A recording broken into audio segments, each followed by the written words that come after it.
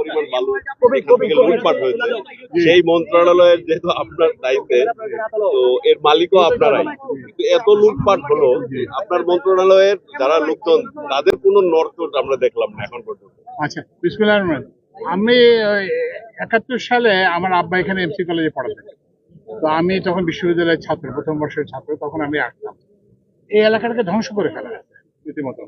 আমরা তখন এই ইনফ্রাস্ট্রাকচার ভালো ছিল না, মুড়ির টিন বাসে করে আসতাম আমরা, প্রাইভেটটা আমাদের কোনো ট্রান্সপোর্ট ছিল না।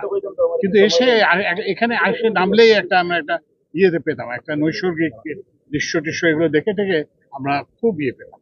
তো এই জায়গাটাকে ধ্বংস করে দেওয়া হয়েছে, এই যে পাথর উত্তোলন করে, এবং এই যে ক্রাশার গুলো, এগুলো তো সর্বনাশ করে দিয়েছে। তো এই জন্য আমরা প্রথম কথা হচ্ছে যেটা, যে আপাতত আমরা এখান থেকে কোনো পাথর উত্তোলন হবে না, এই সিদ্ধান্ত আমরা নিয়েছি। দ্বিতীয়ত যেটা, সেটা হচ্ছে যে এখানে যে এই যে ক্রাশার গুলো আছে, এগুলোকে দেখাতে সরাতে হবে। এখানে একটা যুক্তি হচ্ছে, আমি জিজ্ঞেস করলাম যে ইয়েকে, ডিসি কে এবং ডিভিশনাল কমিশনারকে, আমি বললাম যে পাথর উত্তোলন হচ্ছে না, কিন্তু এই পাথরগুলো কোথেকে, এই যে ভাঙাগুলো কোথেকে আসছে?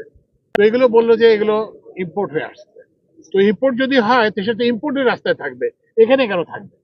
তো এই জন্য আমরা এগুলোর বিদ্যুৎ বিচ্ছিন্ন করে দেব, এবং এগুলোকে যেটা বললাম যে এখান থেকে সরানোর জন্য ডিভিশনাল কমিশনারকেও বলা হয়েছে, এবং এই যে জেলা প্রশাসককেও বলা হয়েছে, এবং পুলিশ এবং বিডিআর সবাইকে আমরা সমন্বয়ভাবে।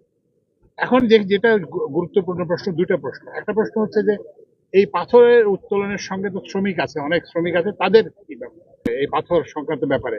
তার থেকে দুগুণ দিন, 2 গুণ 3 গুণ এমপ্লয়মেন্ট জেনারেট হবে যদি আমরা এটাকে একটা পর্যটন এলাকাতে, এই যে